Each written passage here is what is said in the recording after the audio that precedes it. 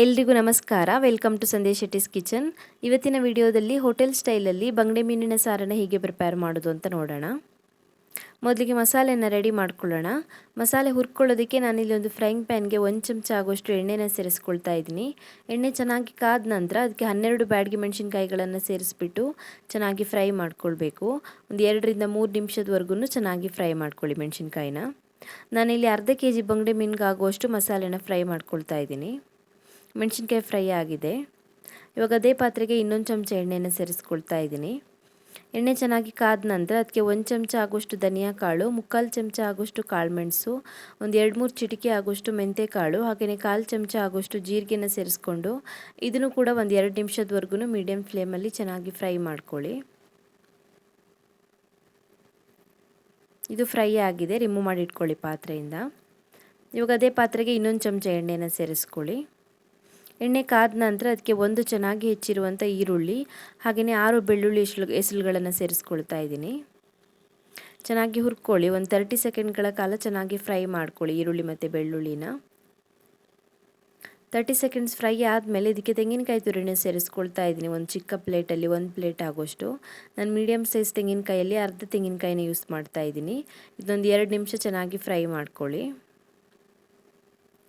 ಮಸಾಲೆ ಐಟಮ್ಸ್ ಎಲ್ಲ ಚೆನ್ನಾಗಿ ಫ್ರೈ ಆಗಿದೆ.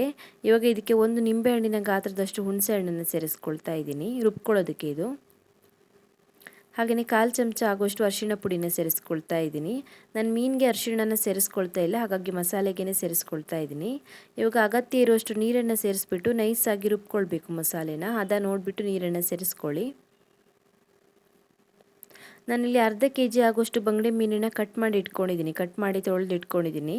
ಇವಾಗ ಇದಕ್ಕೆ ಉಪ್ಪನ್ನು ಸೇರಿಸ್ಬಿಟ್ಟು ಚೆನ್ನಾಗಿ ಮಿಕ್ಸ್ ಮಾಡಿ ಮ್ಯಾರಿನೇಟ್ ಮಾಡ್ಕೊಳ್ಳೋಣ. ಮಸಾಲೆ ರೆಡಿ ಆಗೋವರೆಗೂ ಉಪ್ಪು ಚೆನ್ನಾಗಿ ಹಿಡಿಲಿ ಮೀನಿಗೆ. ಸೊ ಉಪ್ಪು ಹಾಕಿ ಚೆನ್ನಾಗಿ ಮಿಕ್ಸ್ ಮಾಡಿ ಮಸಾಲೆ ರೆಡಿ ಆಗೋವರೆಗೂ ಹಾಗೆ ಇಟ್ಬಿಡೋಣ ಮೀನನ್ನು. ಮಸಾಲೆ ರೆಡಿ ಆಗಿದೆ. ಇವಾಗ ಫಿಶ್ ಕರಿನ ಪ್ರಿಪೇರ್ ಮಾಡ್ಕೊಳ್ಳೋಣ. ಇವಾಗ 3 ಚಮಚ ಆಗೋಷ್ಟು ಎಣ್ಣೆನ ಸೇರಿಸ್ಕೊಳ್ಳಿ ಒಂದು ಪಾತ್ರೆಗೆ. ಎಣ್ಣೆ ಚೆನ್ನಾಗಿ ಕಾದ ನಂತರ ಇದಕ್ಕೆ ಒಂದು ಸ್ವಲ್ಪ ಕರಿಬೇವಿನ ಎಲೆಗಳು, ಹಾಗೆಯೇ 3 ರಿಂದ 4 ಉದ್ದಕ್ಕೆ ಸೀಳಿರುವಂಥ ಹಸಿಮೆಣಸಿನಕಾಯಿ, ಹಾಗೆಯೇ 1 ಚಮಚ ಆಗುವಷ್ಟು ಚಿಕ್ಕದಾಗಿ ಹೆಚ್ಚಿರುವಂಥ ಶುಂಠಿನ ಸೇರಿಸ್ಕೊಂಡು ಚೆನ್ನಾಗಿ ಫ್ರೈ ಮಾಡ್ಕೊಳ್ಳಿ. 30 ಸೆಕೆಂಡ್ಗಳ ಕಾಲ ಚೆನ್ನಾಗಿ ಫ್ರೈ ಮಾಡ್ಕೊಳ್ಳಿ ಎಲ್ಲವನ್ನು. ಫ್ರೈ ಆದ ನಂತರ ಇದಕ್ಕೆ ಒಂದು ಚೆನ್ನಾಗಿ ಹೆಚ್ಚಿರುವಂಥ ಈರುಳ್ಳಿ ಹಾಗೆಯೇ ಒಂದು ಚೆನ್ನಾಗಿ ಹೆಚ್ಚಿರುವಂಥ ಟೊಮ್ಯಾಟೊನ ಸೇರಿಸ್ಬಿಟ್ಟು ಮತ್ತೆ 1 ನಿಮಿಷದವರೆಗೂ ಚೆನ್ನಾಗಿ ಫ್ರೈ ಮಾಡ್ಕೊಳ್ಬೇಕು. ನಾನು ಒಟ್ಟಿಗೆ 2 ಈರುಳ್ಳಿನ ಯೂಸ್ ಮಾಡಿದ್ದೀನಿ. ಒಂದು ಈರುಳ್ಳಿನ ಮಸಾಲೆ ಗ್ರೈಂಡ್ ಮಾಡುವಾಗ ಸೇರಿಸ್ಕೊಂಡಿದ್ದೀನಿ, ಒಂದು ಈರುಳ್ಳಿನ ಇವಾಗ ಸೇರಿಸ್ಕೊಂಡಿದ್ದೀನಿ. ಟೊಮ್ಯಾಟೊ ಮತ್ತು ಈರುಳ್ಳಿ ಎರಡು ಚೆನ್ನಾಗಿ ಫ್ರೈ ಆದ ನಂತರ ಅದಕ್ಕೆ ಮಸಾಲೆನ ಸೇರಿಸ್ಕೊಳ್ಳೋಣ. ನಾನು ರುಬ್ಬಿ ರೆಡಿ ಮಾಡಿ ಇಟ್ಕೊಂಡಿರುವಂಥ ಮಸಾಲೆನ ಸೇರಿಸ್ಕೊಳ್ಳೋಣ. ಹಾಗೆಯೇ ಹದ ನೋಡಿಬಿಟ್ಟು ನೀರನ್ನು ಸೇರಿಸ್ಕೊಳ್ಳಿ. ಬಂಗಡೆ ಮೀನು ಸಾರು ಸ್ವಲ್ಪ ದಪ್ಪ ಇದ್ರೇ ಚೆನ್ನಾಗಿರುತ್ತೆ, ಹಾಗೆಯೇ ಜಾಸ್ತಿ ನೀರು ಸೇರಿಸೋದು ಬೇಡ. ಒಂದು 2 ಲೋಟ ಆಗೋಷ್ಟು ನೀರನ್ನು ಸೇರಿಸಿದ್ರೆ ಸಾಕಾಗುತ್ತೆ. 2 ರಿಂದ 3 ಲೋಟ ಆಗೋಷ್ಟು ನೀರನ್ನು ಸೇರಿಸಿದ್ರೆ ಸಾಕಾಗುತ್ತೆ. ಚೆನ್ನಾಗಿ ಮಿಕ್ಸ್ ಮಾಡ್ಕೊಳ್ಳಿ. ಈ ರೀತಿ ತಿಕ್ಕಾಗಿ ಬರಬೇಕು. ಈಗ ಮುಚ್ಚಳನ ಮುಚ್ಚಿಬಿಟ್ಟು 10 ನಿಮಿಷದವರೆಗೂ ಚೆನ್ನಾಗಿ ಕುದಿಸ್ಕೊಳ್ಳೋಣ ಮಸಾಲೆನ 10 ನಿಮಿಷ ಚೆನ್ನಾಗಿ ಕುದಿಸ್ಕೊಂಡಿದ್ದೀನಿ. ಒಂದ್ಸಲ ಚೆನ್ನಾಗಿ ಮಿಕ್ಸ್ ಮಾಡ್ಕೊಳ್ಳಿ. ಇವಾಗ ಇದಕ್ಕೆ ನಾವು ಉಪ್ಪು ಹಾಕಿ ರೆಡಿ ಮಾಡಿ ಇಟ್ಕೊಂಡಿರುವಂಥ ಬಂಗಡೆ ಮೀನನ್ನು ಸೇರಿಸ್ಕೊಳ್ಳೋಣ.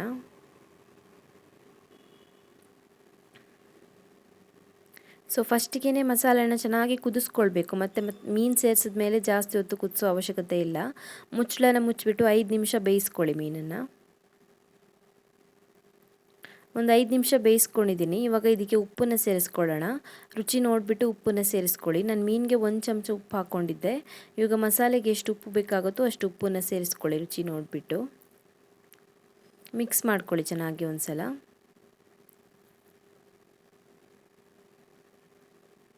ಮಿಕ್ಸ್ ಮಾಡ್ಕೊಂಡ ನಂತರ ಮುಚ್ಚಳನ ಮುಚ್ಚಿಬಿಟ್ಟು 2 ರಿಂದ 3 ನಿಮಿಷದವರೆಗೂ ಬೇಯಿಸ್ಕೊಳ್ಬೇಕು. ಮತ್ತೆ ಉಪ್ಪು ಸೇರಿಸಿದ ಮೇಲೆ ಒಂದು 3 ನಿಮಿಷ ಬೇಯಿಸ್ಕೊಂಡಿದ್ದೀನಿ.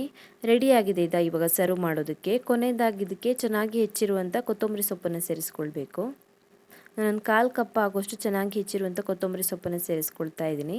ಚೆನ್ನಾಗಿ ಮಿಕ್ಸ್ ಮಾಡ್ಕೊಳ್ಳಿ. ಕೊತ್ತಂಬರಿ ಸೊಪ್ಪು ಸೇರಿಸಿದ ಮೇಲೆ ಮತ್ತೆ ಕುಕ್ ಮಾಡೋ ಅವಶ್ಯಕತೆ ಇಲ್ಲ, ಸ್ಟವ್ ಆಫ್ ಮಾಡ್ಕೊಳ್ಳಿ. ರೆಡಿಯಾಗಿದೆ ಇದು. ಮೀನು ಕೂಡ ಬೆಂದಿದೆ, ಮಸಾಲೆನೂ ಕೂಡ ಚೆನ್ನಾಗಿ ಬೆಂದಿದೆ. ರೆಡಿಯಾಗಿದೆ ಇದು ಇವಾಗ ಸರ್ವ್ ಮಾಡೋದಕ್ಕೆ. ಕೊತ್ತಂಬರಿ ಸೊಪ್ಪು ಸೇರಿಸ್ಬಿಟ್ಟು ಚೆನ್ನಾಗಿ ಮಿಕ್ಸ್ ಮಾಡಿಬಿಟ್ಟು ಸ್ಟವ್ನ ಆಫ್ ಮಾಡಿಕೊಂಡ್ರೆ ಸಾಕಾಗುತ್ತೆ. ತುಂಬಾ ರುಚಿಯಾಗಿ ಬರುತ್ತೆ. ಬಾಯ್ಲ್ಡ್ ರೈಸ್ ಜೊತೆ ವೈಟ್ ರೈಸ್ ಜೊತೆ ಎಲ್ಲ ತಿನ್ನೋದಕ್ಕೆ ತುಂಬಾ ಚೆನ್ನಾಗಿರುತ್ತೆ. ನೀವು ಕೂಡ ಟ್ರೈ ಮಾಡಿ. Thank you for watching my video. ನಿಮಗೆ ಈ ವಿಡಿಯೋ ಇಷ್ಟವಾಗಿದ್ದರೆ ವಿಡಿಯೋಗೊಂದು ಲೈಕ್ ಕೊಡಿ, ಹಾಗೆಯೇ ಕಮೆಂಟಲ್ಲಿ ತಿಳಿಸಿ ಹೇಗಿದೆ ಅಂತ. ನೀವು ನನ್ನ ಚಾನಲ್ಗೆ ಇನ್ನೂ ಸಬ್ಸ್ಕ್ರೈಬ್ ಮಾಡಿಲ್ಲ ಅಂದರೆ ಇವಾಗಲೇ ಸಬ್ಸ್ಕ್ರೈಬ್ ಮಾಡ್ಕೊಳ್ಳೋದನ್ನು ಮರಿಬೇಡಿ.